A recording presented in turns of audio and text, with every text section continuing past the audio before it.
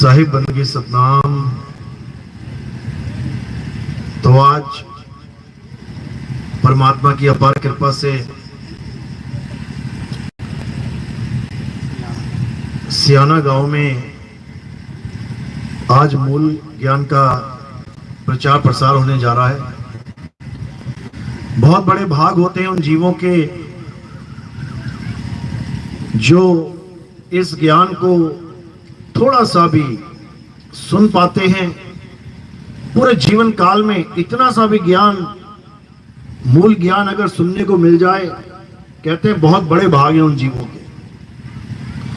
और अगर कोई इस ज्ञान को समझ जाए, कहते हैं फिर उसका तो बेड़ा पार है। लेकिन ये ज्ञान जल्दी समझ में नहीं आता। ये ज्ञान केवल उसी के समझ में आता है जिस पर मालिक की कृपा हो, जिस पर परमात्मा ने मोहर लगा दी हो। केवल वही जीव इस ज्ञान को सुन पाता है, समझ पाता है, अपना पाता है, इस ज्ञान को धारण कर पाता है। साहिब समझाते हैं कि लाखन में कोई समझ न पई है और कोटि मध्य जानेंगे। कहें कबीर सुनो भाई साधो, हमें बिरले हंस पहचानेंगे। कहते हैं लाखन में कोई समझ न पई है। 1 लाख आदमियों को अगर ये मूल ज्ञान समझा दिया जाए, किसी के पल्ले पड़ेगा ही नहीं। बोल क्या गए महात्मा जी, ये किस चीज की बात हो रही है, ये पूजा किसकी करनी है, समझ में ही नहीं आएगा।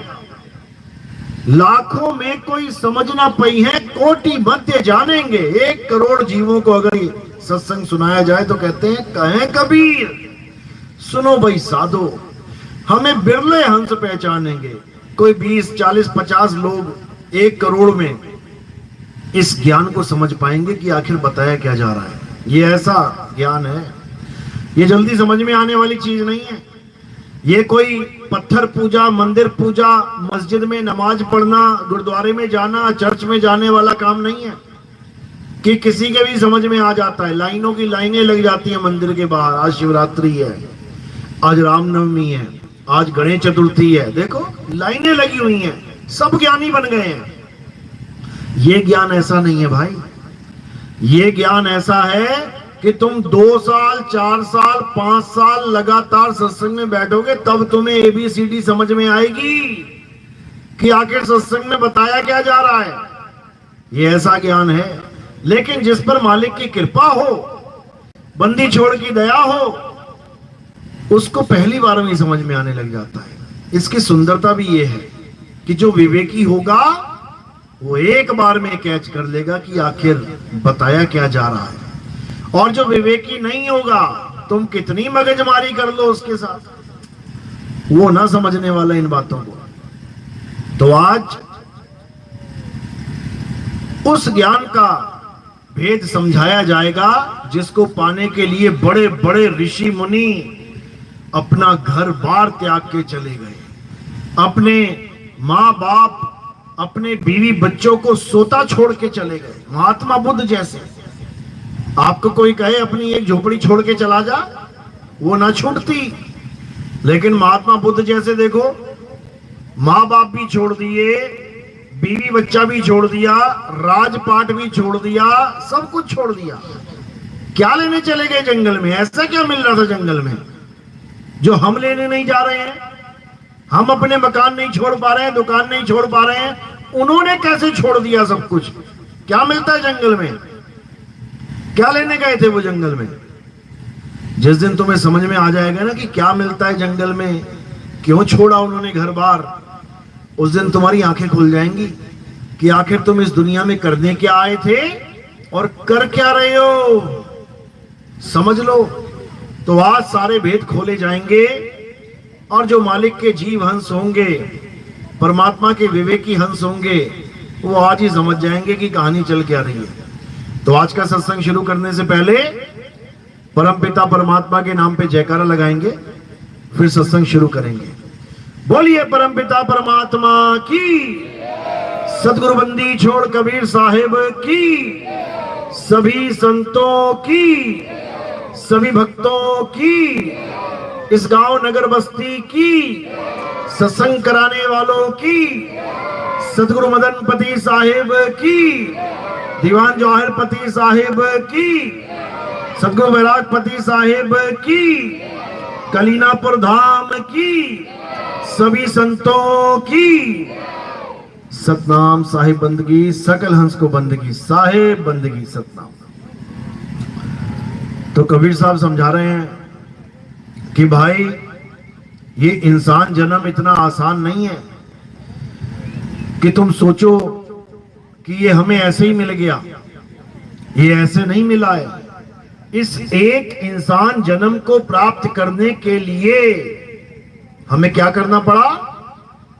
84 लाख योनियों में भ्रमण करना पड़ा। 84 लाख योनियों में।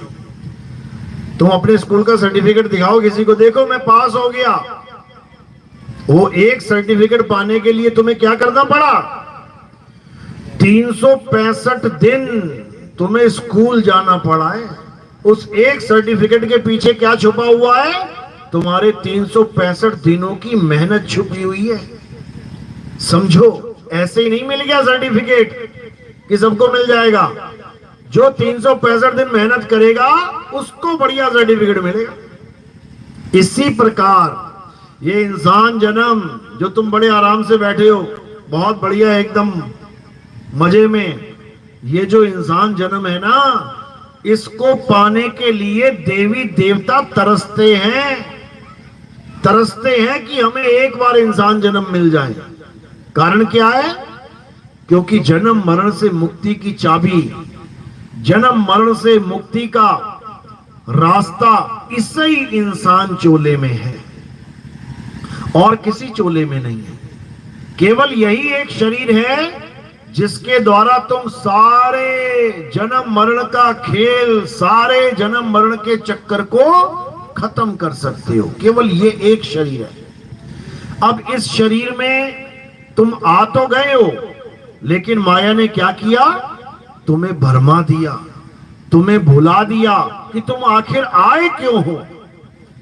अगर सबसे ये सवाल पूछ लिया जाए कि तुम दुनिया में क्यों आए हो, ये सूरज चांद सितारे, ये धरती, तुम कहां आ गए बीच में, क्या करने आए हो यहां पर? किसी को जवाब नहीं सूझेगा क्या करने आए हैं। सब अपने मन से जवाब देंगे, मैं यहां खाने पीने आया हूं, मौज मस्ती करने आया हूं, फिर मर जाऊंगा एक दिन। कोई ये जवाब देगा, कोई जवाब देगा मैं यहां समाज सुधार करने आया हूं, लोगों का भला करने आया हूं, मैं ऐसा करने आया हूं, वैसा करने आया हूं, मेरा नाम हो जाए, मेरा बहुत बड़ा, मैं महान हो जाऊं। कोई ये सोच के आया है, ये सोच रहा है कि शायद ये करने के लिए आए हैं। कोई सोच रहा है मैं इस दुनिया में आया हूं, बहुत बड़ा डॉक्टर बन जाऊं, इंजीनियर बन जाऊं, मैं फिल्म स्टार बन जाऊं, मैं ये बन जाऊं, मैं वो बन जाऊं, उसके बाद मर जाऊंगा, उसमें क्या है। अच्छा, ये करने आया है। और कोई क्या सोच रहा है कि मैं इस दुनिया में आया हूं पूजा पाठ करने के लिए, सुबह से शाम तक दे तेरी को ले तेरी को, मंदिर जा रहा है, मस्जिद जा रहा है, गुरुद्वारे जा रहा है, पूरा दिन पूजा पाठ, हवन यज्ञ, उसके बाद मर जाऊंगा एक दिन। इसमें से एक भी चीज करने नहीं आए हम। एक भी चीज वो नहीं है जो हम करने आए हैं। अब वो क्या है जो करने आए हैं? इस माया ने हमें भुला दिया है, भूल चुके हैं हम। तुम अपना बचपन देखो, बचपन में तुम्हें कितनी पुरानी बातें याद होंगी। मैं बचपन में ऐसा था, ऐसा करता था, उस खेत में गया, वहां मिला। लेकिन तुम्हें गर्भ जून का 9 महीने में से एक भी सेकंड याद नहीं है। सोचो, तुम गर्भ जून में 9 महीने काट के आए हो, 9 महीना मां के गर्भ में, एक सेकंड भी याद है कि कैसा लग रहा था वहां पे? किसी को याद नहीं है। क्यों? क्योंकि माया ने भुला दिया है। माया ने तुम्हें भुला दिया है कि तुम कहां से आए हो। जब इंसान गर्भ में होता है तो अरदास करता है मालिक से, बिना 52 अक्षरों की अरदास होती है। वो हिंदी पंजाबी थोड़ी नहीं जानता है। गर्भ का बच्चा कौन सी भाषा जानता है? हिंदी बोलता है गर्भ में, या पंजाबी, या अंग्रेजी, या डच, फ्रेंच, कौन सी भाषा बोलता है? कुछ नहीं बोलता। फिर भी अरदास करता है। कैसे करेगा? जब उसको कष्ट होगा, तो अरदास करेगा। एक कुत्ते को कोई भाषा नहीं आती, लेकिन एक लठ मार दो उसके, अभी देखो अरदास निकलेगी, अभी उसके मुंह से आह निकलेगी और सीधी कहां जाएगी? मालिक के कानों में। और मालिक ये नहीं देखेगा कौन सी भाषा में बोल रहा है ये, मालिक सुनते ही पहचान जाएगा कि भैया मेरा कुत्ता कष्ट में है, और भागा आएगा अपने कुत्ते को बचाने के लिए। इसी प्रकार जब ये जीव मां के गर्भ में होता है, मां का गर्भ का मतलब क्या होता है? कुंभी नरक। कुंभी नरक बोला गया है मां के गर्भ को। कुंभी नरक मतलब कुंभ, कुंभ यानी घड़ा। आप मां का पेट देखोगे, जब बच्चा गर्भ में होता है तो घड़े की तरह बाहर आ जाता है। और नरक बोला गया है, नरक क्यों बोला गया है? क्योंकि वो स्वर्ग नहीं है, उल्टा लटका है वहां पे तो, और गंदगी में लटका हुआ है। दुनिया भर की गंदगी, दुनिया भर का इतना बुरा हाल होता है वहां पे, जीव तड़पता है, मालिक से अरदास करता है कि एक बार निकालो यहां से। एक बार निकल गया तो दोबारा नहीं आता यहां पर। तेरी भक्ति करूंगा, तेरी पूजा करूंगा, तुझे याद रखूंगा, लेकिन यहां नहीं आऊंगा दोबारा। लेकिन जैसे ही गर्भ से बाहर आता है, ठंडी ठंडी हवा लगती है, गर्भ की गर्मी भूल गई। अब ये चौधरी बन जाता है यहां आके, मैं तो ऐसा हूं, मैं तो वैसा हूं, मैं तो हट्टा कट्टा जवान हूं, मैं न डरता किसी से, मैं एमएलए हूं, मैं एमपी हूं, मैं ये हूं, मैं वो हूं। हवा हवाइयों में आ जाता है बेचारा। उसके बाद ये माया फिर से उसको ऐसा कर देती है कि दोबारा दूसरे गर्भ में ले जाती है, यानी जहां से आया और वहीं समाया। कहें कबीर क्या कमाया? अरे जहां से आया वहीं समाया। जहां से तौबा तौबा करता निकला था, फिर वहीं जाके बैठ गया। क्या कमाया इस जीवन में आके? कुछ नहीं कमाया। तो क्या कमाना है? जन्म मरण से मुक्ति का राज पता करना है। ये जन्म मरण का खेल खत्म हो जाए, इस गुप्त ज्ञान को पता करना है। कैसे खत्म हो, आखिर करें तो करें क्या? तो कैसे पता लगेगा? जंगलों में घूम के, या नदियों में नहा के, या पहाड़ों पे चढ़ के, या रेगिस्तान में घूम के? कहां पता लगेगा इस बात के बारे में? ये गुप्त ज्ञान कहां पता लगेगा? गुरु के पास। ज्ञान कहां मिलता है? गुरु के पास। कोई भी ज्ञान हो, तुमने सिलाई कढ़ाई सीखनी है, तुमने जूते काटने सीखने हैं, तुमने मोटर मैकेनिक बनना है, तुमने सुनार बनना है, तुमने लोहार बनना है, ये भाई डीजे का काम करते हैं, इनसे भी सीखना चाहोगे तो इनको गुरु बनाना पड़ेगा, क्योंकि गुरु ज्ञान देता है। जिससे तुम ज्ञान ले रहे हो वही तुम्हारा गुरु है। तो ये ज्ञान कहां मिलेगा? गुरु जी के पास। अब कौन से गुरु जी के पास? क्योंकि गुरु तो बहुत सारे बैठे हैं यहां पे। इतने गुरु बैठे हैं, इतने गुरु बैठे हैं कि तुम्हें समझ में ही नहीं आएगा कि मैं जाऊं तो जाऊं किसके पास। इतने गुरु बैठे हुए हैं यहां पे। तो कबीर साहब यही समझा रहे हैं कि ज्ञान तो गुरु के पास मिलेगा, इसमें कोई शक नहीं है, लेकिन तुमने अपना विवेक जगा के गुरु के द्वारा दिए हुए नाम की परख करके उसको अपनाना है, उसको धारण करना है। यानी किसी भी गुरु के पास जाके हमने पहले ये परख करनी है कि वहां पर जो नाम दीक्षा मिलती है वो सच्ची है भी या नहीं, कहीं नकली नाम तो नहीं पकड़ा दिया। ये समझना पड़ेगा। अब ये नकली नाम क्या होता है? नाम तो नाम होता है, सारे नाम भगवान के हैं, इसमें नकली असली वाली क्या बात है? बिल्कुल है, बिल्कुल है। नकली असली का ही खेल है यहाँ पे। यहां नकली और असली में ही फर्क करना है कि कहीं तुम नकली सामान ना ले आओ मार्केट से। तो कभी आ रहे हैं, कह रहे गुरु मेरे सभी बड़े, अपनी अपनी ठौर, अपनी अपनी ठौर। यानी तुमने कोई भी गुरु धारण कर लिया है, बहुत अच्छी बात है। क्यों? कम से कम शुरुआत तो करी। तुम पूरे भारत में किसी भी स्कूल में अपने बच्चे को डाल दो, आंगनबाड़ी में, किसी भी जिले में, किसी भी प्रदेश में, तो क्या हुआ? अच्छा हुआ, शुरुआत तो करी। धीरे धीरे आगे बढ़ेगा, नर्सरी यूकेजी में आएगा, धीरे धीरे पहली दूसरी पांचवी 10वीं में आएगा, करता करता करता एक दिन पीएचडी कर लेगा।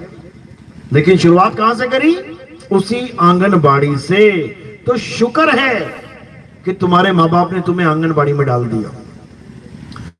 अगर आंगनबाड़ी भी ना डालते, अगर किसी को छोटे से स्कूल में ना डालते, तो तुम अनपढ़ रह जाते, अंगूठा छाप। लेकिन तुम्हें कहीं पर भी डाल दिया गया तो अंगूठा छाप का मोहर है तुम्हारे ऊपर से हट जाती है। अब तुम अंगूठा छाप नहीं हो।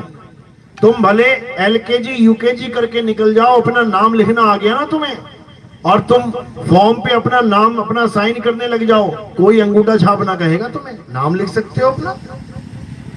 यानी छोटे से छोटा गुरु बनाना भी हमारे लिए बहुत बड़ी बात है। देखो अंगूठा छाप का निशान हटा दिया ना उसने, वरना सारी उम्र तुम्हें अंगूठा छाप कहता कोई ना कोई, लेकिन एक नर्सरी के टीचर ने तुम्हारे माथे से ये टैग हटा दिया कि ये अंगूठा छाप है, ये नाम लिख सकता है अपना। इसी प्रकार एक छोटे से छोटा यानी ज्ञान के लेवल में छोटे से छोटा गुरु भी तुम्हारे ऊपर से निगुरे का टैग हटा देता है। यानी तुम कहीं पर भी खड़े होके कह सकते हो कि मैं निगुरा नहीं हूं, मैं गुरुमुख हूं, मैं गुरु वाला हूं। छोटे से छोटा ज्ञान रखने वाला गुरु भी तुम्हारे ऊपर से ये टैग हटा देगा। लेकिन क्या उससे मुक्ति मिल जाएगी? नर्सरी वाले ने तुम्हें अंगूठा छाप नहीं रहने दिया तो क्या वो डॉक्टर बना देगा, वो इंजीनियर बना देगा, वो तुम्हें साइंटिस्ट बनवा देगा? क्या नहीं बना सकता। फिर क्या करें? अब आगे बढ़ो, अब आगे बढ़ना है।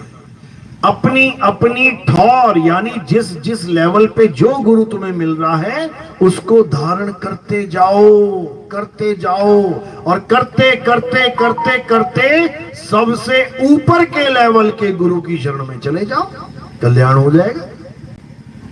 यही समझा रहे हैं। गुरु मेरे सब ही बड़े, अपनी अपनी ठौर, शब्द विवेकी पारखी, सो माथे का मोर। जब किसी की शादी होती है तो बहुत अच्छे अच्छे कपड़े पहन के जाते हैं सब। ऐसे ऐसे लड़के होते हैं जिन्होंने 20-20 हजार की पैंट पहन रखी होती है और 20-20 हजार की शर्ट टी शर्ट पहन के जाते हैं शादियों में।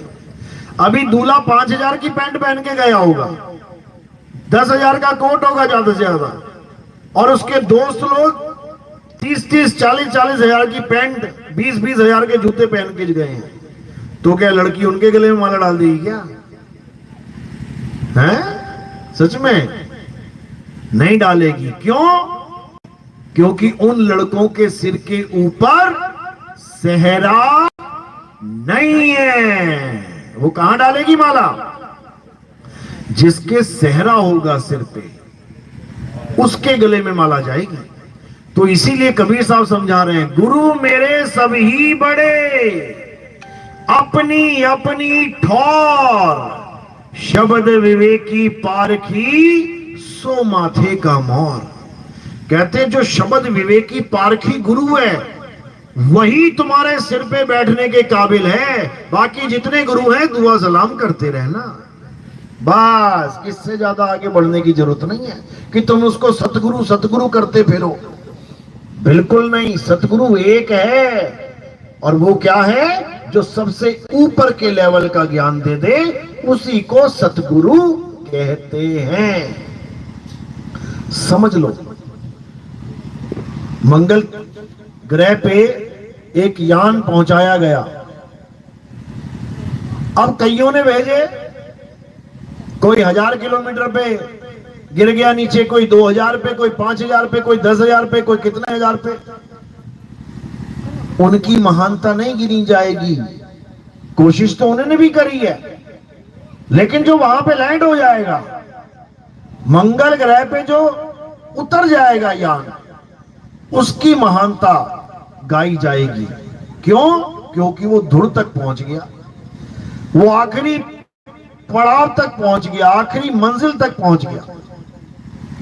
इसी प्रकार गुरु जितने भी हैं सब आदरणीय हैं, कोई गुरु ऐसा नहीं है कि जिसको हम गलत बोले, लेकिन हमें उस गुरु की खोज करनी है जो हमें सच्चा नाम दे दे, जिससे हमारी मुक्ति हो जाए। तो क्या कह रहे हैं वाणी में, जब तक सच्चा गुरु नहीं मिल गया तुम्हें, तब तक तुम गुरु करते जाओ करते जाओ करते जाओ। तो कह रहे जब लग मिले नहीं शब्द वो साचा, तब लग गुरु करो 10 पांचा। कहते हैं जब तक तुम्हें सच्चा नाम देने वाला गुरु नहीं मिल गया, नाम देने वाले तो बहुत है, तुम किसी भी गुरु के पास चले जाओ A to Z, बस हाथ जोड़ के बैठ जाना, गुरु जी मुझे नाम दे दो। गुरु जी क्या देगा तुम्हें? नाम दे देगा। कौन सा नाम देगा? हिंदी के नाम, पंजाबी के नाम, उर्दू के नाम, अंग्रेजी के नाम, स्पेनिश भाषा के नाम, चाइनीज के नाम, मंगोलियन के नाम, जापानीज नाम, ताइवानी नाम, जितनी भाषा उतने नाम। तुम्हें नाम तो दिया, लेकिन कौन सा नाम दे दिया? भाषाओं वाले नाम। कहां से आई ये भाषाएं? हिंदी के नाम कहां से आए? हिंदी के नाम।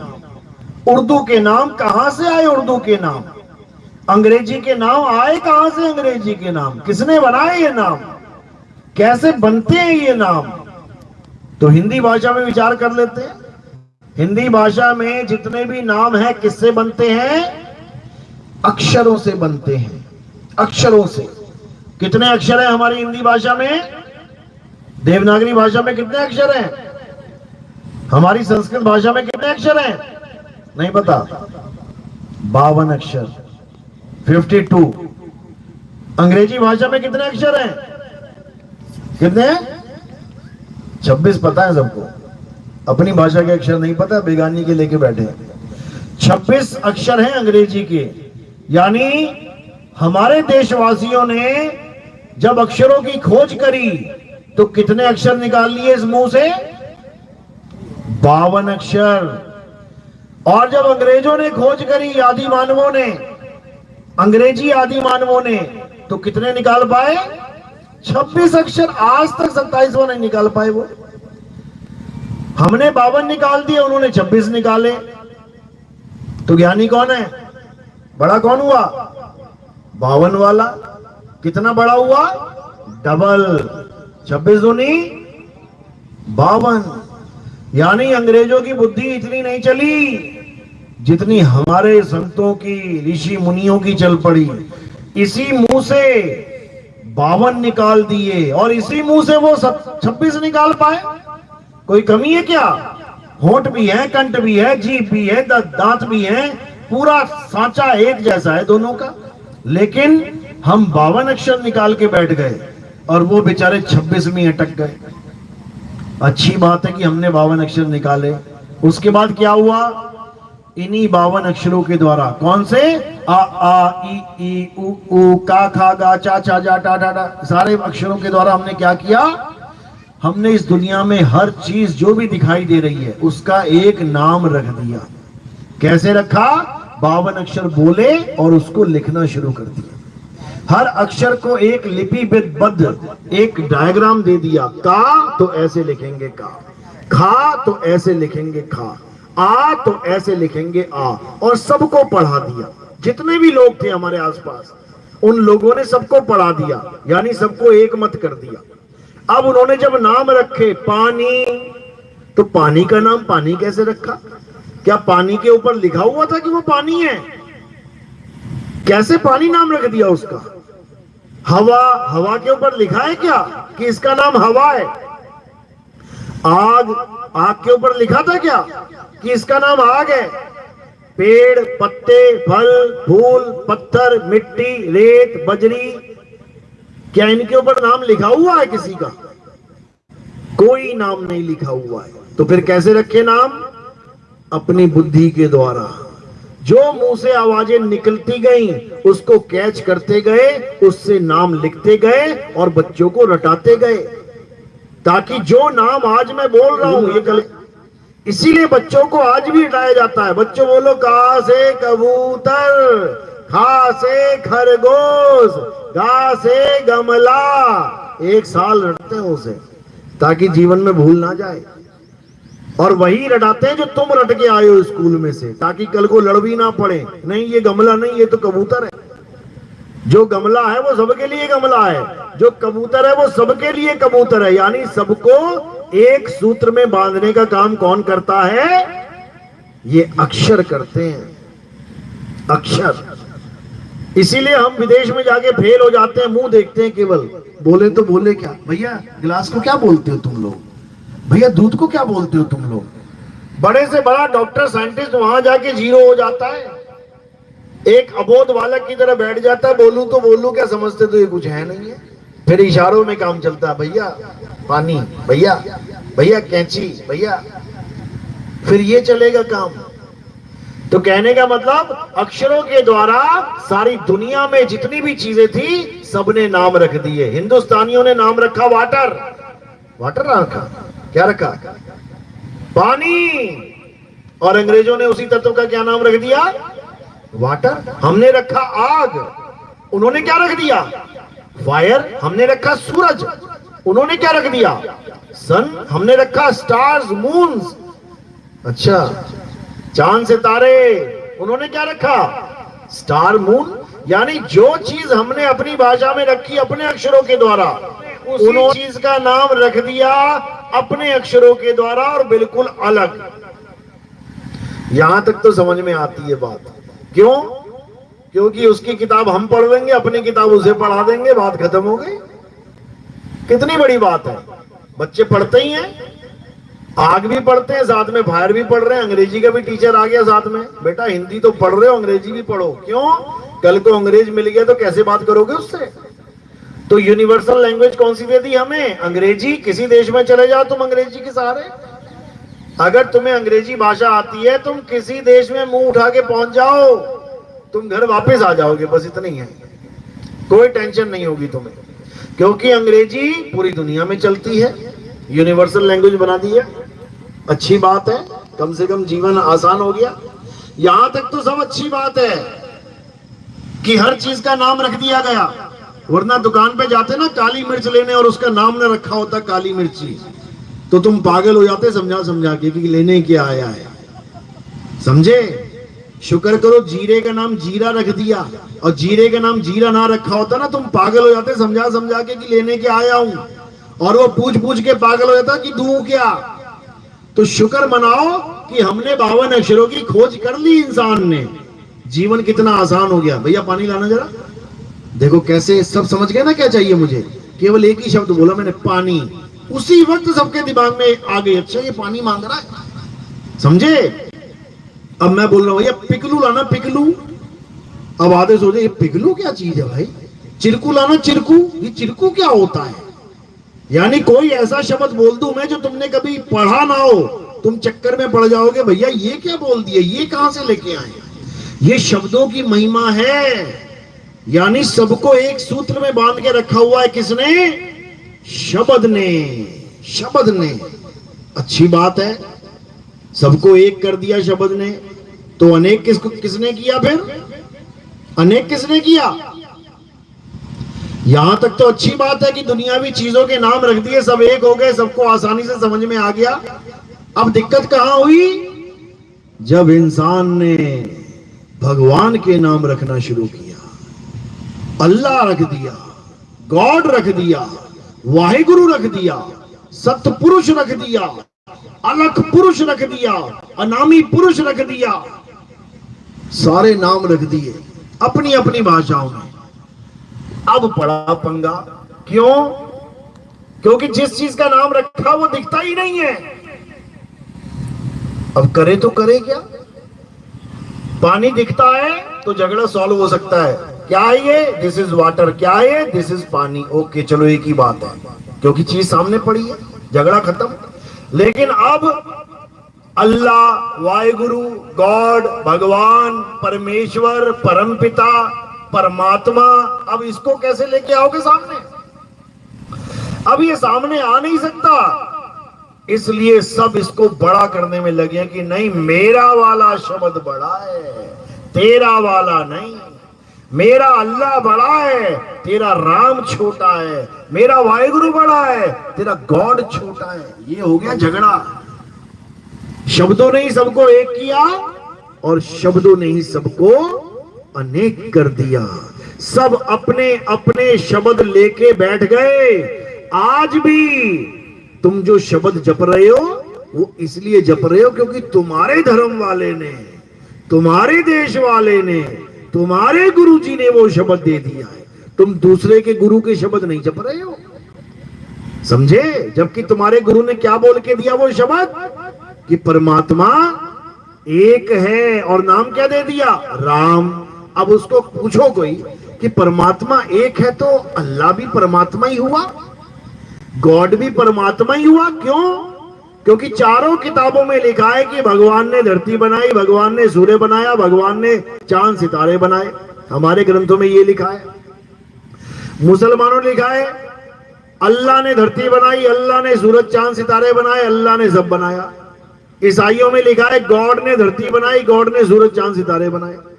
सिखों में लिखा है वाहेगुरु ने सूर्य बनाया, वाहेगुरु ने तारे बनाए, चांद बनाया। तो सोचो अगर ये चारों अलग अलग होते तो कितने सूरज घूम रहे होते ऊपर? कितने घूम रहे होते? 4 घूम रहे होते। कितनी धरती घूम रही होती है? ये हिंदुओं की, मुसलमान की, सिख की, ईसाई की, 4 धरतियां घूम रही होती हैं यहां पे, समझो। लेकिन हर ग्रंथ कह रहा है कि परमात्मा एक है, अल्लाह एक है, वाहिगुरु एक है, गॉड एक है, और उसी ने धरती बनाई है, उसी ने सूरज बनाया है, उसी ने तारे बनाए हैं। तो भैया वो 2 नहीं है, वो एक ही है। अब फर्क कहां पड़ रहा है? केवल और केवल शब्दों में, कि मैंने उसका नाम राम रख लिया। कहां से आया ये राम नाम? कहां से आया? आसमान से कि जमीन से? कहां से आया? इस दुनिया में राम नाम कहां से आया? तुम्हें पता है राम नाम की उत्पत्ति कैसे हुई? कहां से आता है राम नाम? यहां से आता है। ये जो तुम्हें गोल गोल दिख रहा है ना मुंह, इसके अंदर फड़फड़ाती हुई जीभ दिख रही है, यहां से आता है। देखो राम कहां से आया? जीभ से और होठों से। रा किसका यूज किया? जीभ का। राम, समझो। अब जीभ काट दी किसी की, सबकी जीभ ही ना होती। अब राम नाम बताओ कहां रहता? कैसे आता राम नाम दुनिया में? तो कैसे आया राम नाम दुनिया में? इस मुख के द्वारा, जीभ के द्वारा, होठों के द्वारा। अगर हमारे आदि मानव भाई लोग सारे अक्षर बना देते, केवल 2 अक्षर ना बनाते, रा और मां, तो कौन से भगवान का नाम जपते थे? बनाए तो उन्होंने ही है ना। अगर वो एक लाइन ना बनाते, या रा ला वा, तो रा कहां से लाते तुम? एक और लाइन ना बनाते, पा फा बा भा मा, तो राम का मां कहां से लाते तुम? शुक्र करो कि उन्होंने बना दिए अक्षर ये, तभी तो तुम उनका मंदिर बना के बैठे हो, समझो। यानी ये सारे नाम कहां से आ रहे हैं? केवल राम नाम नहीं, अल्लाह कहां से आ रहा है?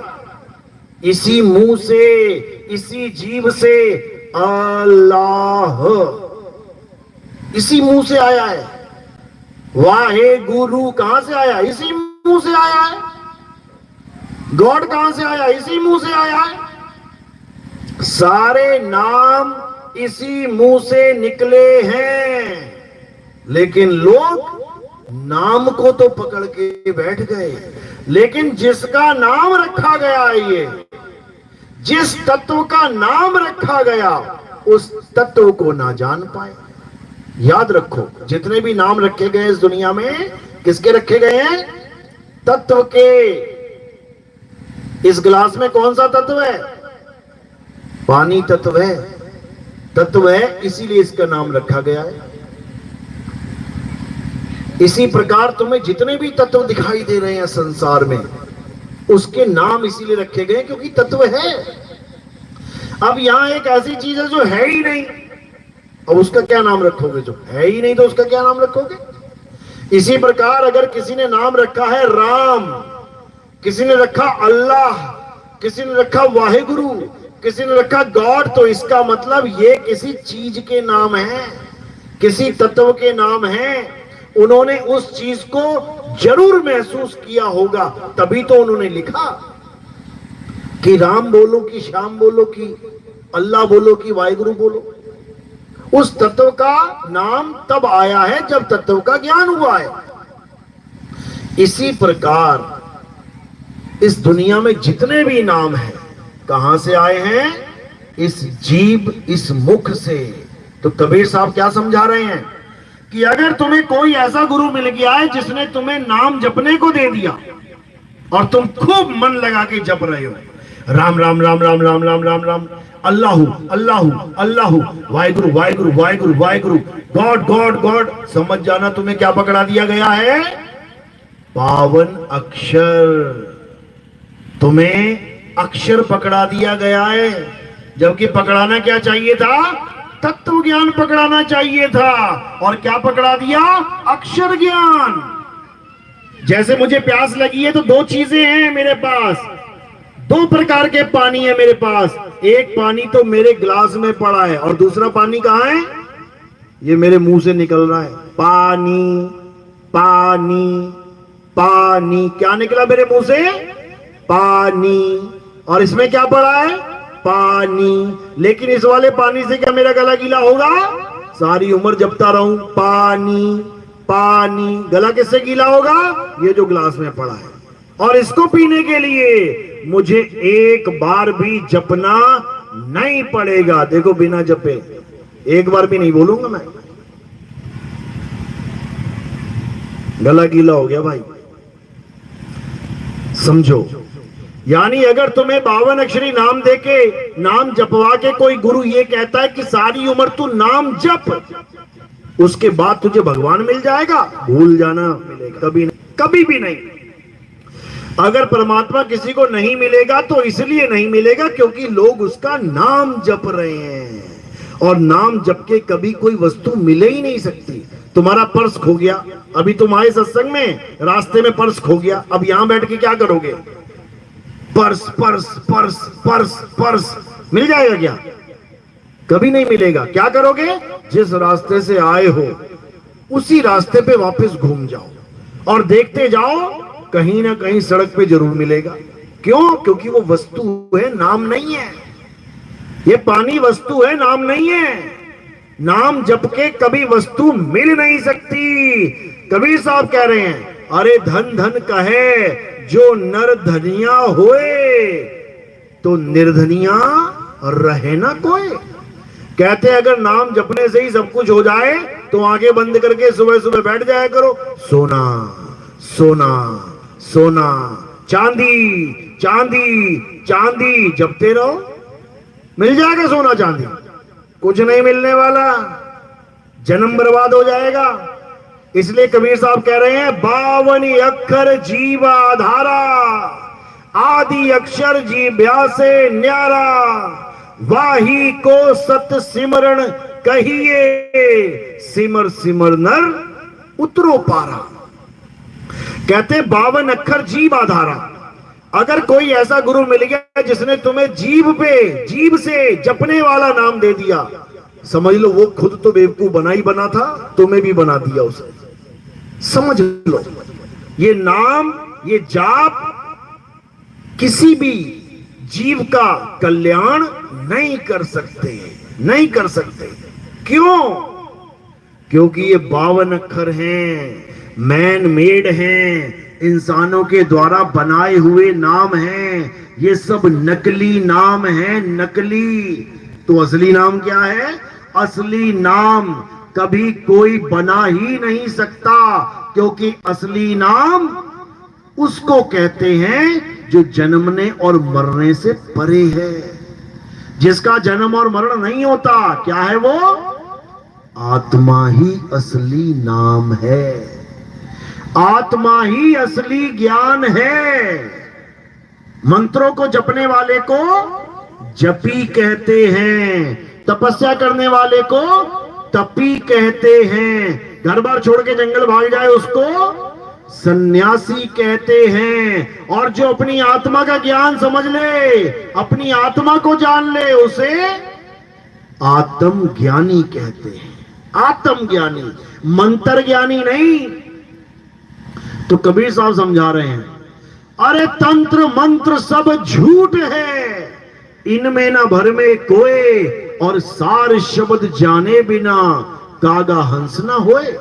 यानी आत्म ज्ञान जाने बिना ये कागा हंस ना होए। कागा यानी अज्ञानी जीव, और हंस यानी आत्मज्ञानी पुरुष। आत्म ज्ञान की बात है, मंत्रों के जाप नहीं है। अगर 100 आदमी बहरे हो और किसी गुरु के पास चले जाए, गुरु जी हमें नाम दे दो, दे के दिखाए नाम गुरु जी, कौन सा देगा? चाहे हिंदी में बोले, चाहे ईसाई में, सिख में बोले, चाहे किसी भाषा में बोले, उर्दू में बोले, फारसी में, वो सुनेगा ही नहीं उसको नाम। उसका देना ना देना बराबर है। समझो, 100 गूंगे चले जाएं किसी गुरुजी के पास, जपी के पास, गुरुजी हमें नाम मिल जाएगा क्या? अगर बैठ गए जाके नाम लेने के लिए, वो तो ये भी ना बोल पाएंगे नाम मिल जाएगा। वो भले कितने नाम लटवा दे उसको, जपो राम राम, जपो अल्लाह अल्लाह, वाहिगुरु वाहिगुरु, तो गूंगा बोल लेगा क्या? एक बार भी ना बोल पाएगा, इसका मतलब वो बोल नहीं पाया, यानी उसका कल्याण नहीं होगा। बताओ, ऐसा कुछ नहीं है कि ये नाम जप के ही कल्याण होगा, नाम जप के ही मुक्ति होगी। नाम जप के 84 में जाते हैं लोग, समझ लो। और 84 से बचने का रास्ता क्या है? आत्मज्ञान। नाम नहीं जपना है, आत्मा को जानना है। गीता क्या कहती है? अध्याय 3 17वां श्लोक, हे अर्जुन, जो अपनी आत्मा में रमण करते हैं, जो अपनी आत्मा में तृप्त हैं, जो अपनी आत्मा में संतुष्ट हैं, उनके लिए कोई धार्मिक कर्म कर्तव्य लागू ही नहीं होता। उनको किसी मंदिर में नहीं जाना, उनको किसी मस्जिद में नहीं जाना, उनको किसी गुरुद्वारे में जाने की जरूरत नहीं है, उनको किसी चर्च में जाने की जरूरत नहीं है, उनको कोई मंत्र जपने की जरूरत नहीं है, पूजा पाठ हवन यज्ञ कुछ करने की जरूरत नहीं है। क्यों? क्योंकि उन्होंने अपनी आत्मा का ज्ञान प्राप्त कर लिया है, अपनी आत्मा को जान लिया है। हे अर्जुन, जो अपनी जान लेते हैं वो स्थित प्रज्ञ हो जाते हैं। मुझ में और उनमें कोई भेद नहीं रह जाता, वो मेरा ही रूप हो जाते हैं। और जो मुझे इंसान करके, आदमी करके जानते हैं, वो अज्ञानी जीव हैं। जो मुझे शरीर मानते हैं वो अज्ञानी जीव हैं। जो मुझे ये इंद्रियां मानते हैं, हाथ पैर आंख कान नाक मुख जीव बाल खाल, वो मुझे नहीं जानते कि मैं कौन हूं। वो मुझे एक शरीर समझकर सारी उम्र मुझे शरीर ही मानते रह जाते। कृष्ण जी शरीर नहीं है, वो क्या है? वो आत्मा है। इसी प्रकार तुम भी शरीर नहीं हो, तुम क्या हो? आत्मा हो। तुम अविनाशी हो, तुम अजन्मे हो। तो ये जन्म किसका हो रहा है? तो ये मरेगा कौन? कौन मरेगा? शरीर मरेगा। कौन छोड़ेगा शरीर को? आत्मा छोड़ेगी शरीर को। तो आत्मा ने शरीर को छोड़ा, शरीर गिर गया। तो जो गिर गया वो मर गया, और जिसने छोड़ा वो अमर है, उसकी कभी मृत्यु नहीं होती। तुम आत्मा हो, तुम अमर हो, लेकिन तुम्हें माया ने भुला दिया है कि तुम आत्मा हो। माया ने क्या पकड़ा दिया तुम्हें? ये पकड़ा दिया कुल्फा। ये कुल्फा है, कुल्फी देखिए ना, खूब चाटते हैं बच्चे। ये पकड़ा दिया। अब इसी कुल्फी को समझ रहे मैं ऐसी हूं, मैं ऐसा हूं, मैं पतली वाली कुल्फी हूं, मैं मोटा वाला कुल्फा हूं। यही मान के बैठ गए। मैं लड़की हूं, मैं लड़का हूं, मैं बच्चा हूं, मैं बूढ़ा हूं, मैं जवान हूं। जबकि तुम क्या हो? तुम ये शरीर हो ही नहीं, तुम अविनाशी आत्मा हो। समझ लो। तुम्हारे शरीर का जन्म हो सकता है, तुम्हारे शरीर की मृत्यु हो सकती है, लेकिन तुम कभी ना तो पैदा हुए ना ही तुम कभी मरोगे। समझ लो। तो क्या करते हो तुम? केवल शरीर छोड़ते हो और शरीर पकड़ते हो। छोड़ते कहां हो? इस दुनिया में कोई बेड पे पड़ा पड़ा छोड़ गया, कोई हॉस्पिटल में पड़ा पड़ा छोड़ गया, कोई एक्सीडेंट में गिर के छोड़ के चला गया। और पकड़ते कहां हो? कहां पकड़ते हो शरीर? कहां मिलता है शरीर? कौन सी मार्केट में? कहां मिलता है शरीर? कहां से लेके आए हो ये शरीर? ये 50-50 किलो के शरीर कहां मिले तुम्हें? कहां मिलते हैं? मां के गर्भ में। मां के गर्भ से लेके आते हो शरीर, समझो। और कहां छोड़ देते हो? इस संसार में छोड़ देते हो। ला कहां से रहे हो, छोड़ कहां रहे हो? हर इंसान मां के गर्भ से शरीर लेके आ रहा है और यहां धरती पे छोड़ के चला जा रहा है, लेकिन मर नहीं रहा है, केवल छोड़ रहा है। कहते हुए ना, मेरे पिताजी ने शरीर छोड़ दिया, पिताजी ने ये शरीर छोड़ दिया। तो शरीर छोड़ा है, जिसने छोड़ा है वो कौन है? जो शरीर छूटा है उसको पिताजी पिताजी करता रहा सारी उम्र। ये शरीर जो छूटा है, मोटा शरीर, काला शरीर, पतला शरीर, ये छोड़ दिया पिताजी ने। तो किसने छोड़ा? पिताजी ने शरीर छोड़ा। तो जिसको छोड़ा वो तो शरीर था, तो पिताजी कौन है? पिताजी आत्मा है। यानी तुम सारी उम्र जिसे पिताजी पिताजी माताजी माताजी कर रहे हो, वो तुम्हारी माता है ही नहीं। तुम्हारी माता और तुम्हारा पिता कौन है? जो इस शरीर को छोड़ के अंत में चला जाएगा और तुम देख भी ना पाओगे कि छोड़ के कौन गया। तुम्हें अपने माता पिता का पता ही नहीं लगेगा कब छोड़ के चले गए। और ये क्या पकड़ा गए मुझे? केले का छिलका। अब कहां जाएगा ये? डस्टबिन में। इसको जला दो, इसको दफना दो। और माता पिता कहां गए? वो शरीर छोड़ के चले गए। कहां चले गए? स्वर्ग में चले गए। स्वर्गवास हो गया। लिखते हो ना कार्ड में, पिताजी का स्वर्गवास हो गया। स्वर्गवास का मतलब क्या होता है? स्वर्ग में वास हो गया। अभी झोपड़ी में रहता था इस गांव में, बिल्कुल टूटी फूटी झोपड़ी में पिताजी किसी का। अब वहां से कहां चला गया?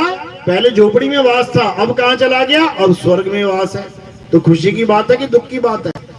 टूटी झोपड़ी छोड़ के जिसको स्वर्ग मिल जाए, वो दुखी होगा कि सुखी होगा? समझो। और जो स्वर्ग में गया है वास करने, तो वो मरा कहां? अगर मर जाता तो वास करता वहां पे। आज यहां वास कर रहा है, कल वहां वास कर रहा है, परसों को कहो फिर वापस आ जाए वास करने। तो मरा कौन? पिताजी नहीं मरा, पिताजी तो जा रहा है और आ रहा है। तो मरा कौन?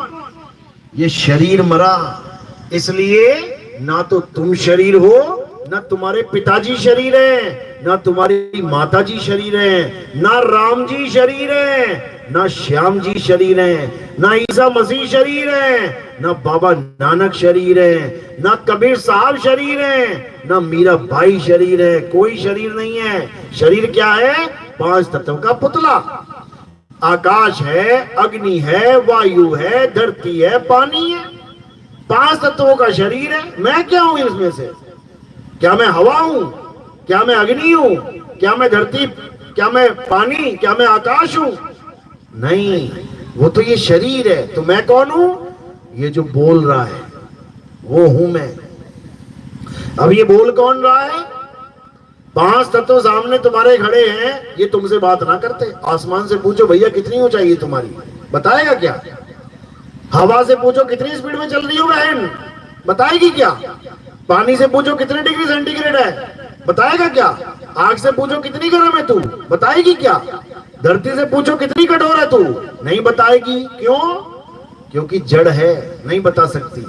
लेकिन इसी 5 तत्वों को, यानी इन्हीं जड़ को जब एक मूर्ति बना दिया गया, अब देखो कैसे फटाफट बोल रहा है ये। 5 तत्वों का शरीर अब कैसे फटाफट बोल रहा है? किसकी वजह से? आत्मा की वजह से। ये आत्मा की वजह से तुम्हारे अक्षर निकल रहे हैं। ये आत्मा की वजह से तुम्हारी काया चल रही है, ये आत्मा की वजह से तुम खा रहे हो, पी रहे हो, नहा रहे हो, धो रहे हो। आत्मा की वजह से तुम्हें बढ़िया गद्दों पे सुलाया जा रहा है, और जिस दिन आत्मा ने शरीर छोड़ दिया ना, उसी गद्दे से उठा के जमीन पे लेटा देंगे। अगर माँ बेटे को प्यार कर रही है आत्मा की वजह से, बेटा बाप को प्यार कर रहा है आत्मा की वजह से, घरवाली घरवाले को प्यार कर रही है, घरवाला घरवाली को प्यार कर रहा है, किसकी वजह से? आत्मा की वजह से। और आत्मा निकल जाए और कोई कहे इसको सुला ले अपने साथ, जरा इस लाश को सुला ले एक हफ्ता अपने पास, कितनी सुंदर क्यों ना हो, सुला लेगा क्या? कहेगा छोड़ भैया, रात में चुड़ैल बन के चिपक गई तो निपटाओ इसको जल्दी से। समझो, यानी तुम्हें कुछ भी फायदा अगर इस दुनिया में पहुंच रहा है, किस वजह से? आत्मा की वजह से, और तुम उसी को नहीं जानते हो। आत्मा का नाम तो सुना है ना सबने, अपनी अपनी आत्मा लेके आए हो सारे, किसी के घर पे तो नहीं रह गई जल्दबाजी में? हाथ लगा के चेक कर लो एक बार, है पक्का? अच्छा, क्या प्रूफ है कि तुम्हारे पास आत्मा है? क्या प्रूफ है? क्या प्रूफ है कि ये जलते हुए बल्ब में करंट है? क्या प्रूफ है कि इस चलते हुए कूलर में करंट है? कोई साबित कर सकता है क्या? कोई साबित कर सकता है? अगर ये चल रहा है ना तो ये साबित ही है, ये साबित ही है, इसमें कुछ करने की जरूरत नहीं है। तुम हंस रही हो, तुम बैठी हो, तुम खड़ी हो जाओगी, तुम चल के आई हो, ये साबित ही है कि आत्मा है। और जब आत्मा शरीर छोड़ देगी तो वही रास्ते में पड़ी होगी तुम, वो ना उठती फिर वापस। क्यों? आत्मा ने शरीर का त्याग कर दिया है, समझो। तो आत्मा बिल्कुल करंट की तरह है। मां इतनी मोटी हो सकती है? हो सकती है क्या? नहीं, मां आत्मा है। शरीर मोटा हो सकता है, पंखा मोटा हो सकता है, करंट मोटा थोड़ी नहीं है। बल्ब लंबा गोल हो सकता है, ट्यूबलाइट लंबी हो सकती है, करंट गोल और लंबा थोड़ी नहीं है। करंट एक सा है। सारे प्रकार के पंखों को, ट्यूबलाइट को, गीजर को, हीटर को, सबको कौन चला रहा है? एक करंट। इसी प्रकार चींटी को, मच्छर को, हाथी को, वेल मछली को, घोड़े को, घड़ियाल को, शेर को, चीते को, सांप को, बिच्छू को, तुमको, हमको, राम जी को, श्याम जी को, हनुमान जी को, माता को कौन चला रहा है? आत्मा। इसी आत्मा की महिमा गीता में कूट कूट के भरी है, कूट कूट के। क्या कह रहे हैं? हे अर्जुन, इस आत्मा का ना तो कभी जन्म होता है, ना ही इस आत्मा की कभी मृत्यु होती है। ये आत्मा अजन्मा है, नित्य है, शाश्वत है, पुरातन है। ये आत्मा ही सत्य है, सनातन है। सनातन का नाम सुना है ना? सनातन पता है ना क्या होता है? सनातन धर्म है। किसका धर्म है सनातन? सनातन धर्म उसका है जो सनातन को जानता है, और जो सनातन को नहीं जानता वो सनातनी नहीं है। समझ लो, हम कहने को तो सनातनी हैं, कौन से धर्म के हो? सनातन धर्म के हैं। होता क्या है Sanatan? What is the definition of Sanatan? अगर इतनी बात समझ में आ जाए तो तुम्हें पता लग जाए कि सनातनी होता क्या है। कहां लिखी है डेफिनेशन? गीता में लिखी है, अध्याय 2, 24वां श्लोक। तुम्हें सनातन की डेफिनेशन मिलेगी वहां पे। क्या लिखा है? हे अर्जुन, ये आत्मा अछेद्य है, इसको कोई छेद नहीं कर सकता इसमें कि तीर मार के छेद कर दें। ये आत्मा अछेद्य है, ये आत्मा अदाह है। अदाह यानी इसका कोई दाह संस्कार नहीं कर सकता, इसको कोई जला नहीं सकता। ये आत्मा अशोष्य है, इसको कोई गीला, कोई सूखा नहीं कर सकता। ये आत्मा अचल है, ये आत्मा को कोई हिला नहीं सकता। ये अचल है, स्थिर है। ये आत्मा पुरातन है, यानी पुरानी से भी पुरानी है ये। इसीलिए कहते हैं सत्य सनातन धर्म सबसे पुराना धर्म है। गिनती मिनती तक नहीं पता किसी को ये चालू कब हुआ, क्योंकि आत्मा की कोई गिनती मिनती है ही नहीं। आत्मा का कोई समय है ही नहीं, ऐसा कोई समय था ही नहीं जब ये नहीं थी, और ऐसा कोई समय आएगा ही नहीं जब ये नहीं होगी। इसीलिए गीता में बोला है अर्जुन, नैनम छिंदन्ति शस्त्राणि नैनम दैति पावका न चैनम क्लोदंतापे न शोषति मारता। हे अर्जुन, इस आत्मा को ना तो अस्त्र काट सकता है, ना अग्नि जला सकती है, ना वायु सुखा सकती है, ना जल भिगो सकता है। तो ये आत्मा की बात क्यों बता रहे हैं अर्जुन को? अरे तीर कमान लड़ाई करनी है कि आत्मा आत्मा खेलना है वहां पे, हैं? दोनों पक्षों को स्थिर कर दिया। अर्जुन को आत्मा का ज्ञान, आत्मा का ज्ञान, आत्मा ही आत्मा समझाया जा रहा है। क्यों समझाया जा रहा है? कारण क्या है? वो ये भी कह सकते थे, जाओ अर्जुन, बढ़िया से मंदिर में जाओ,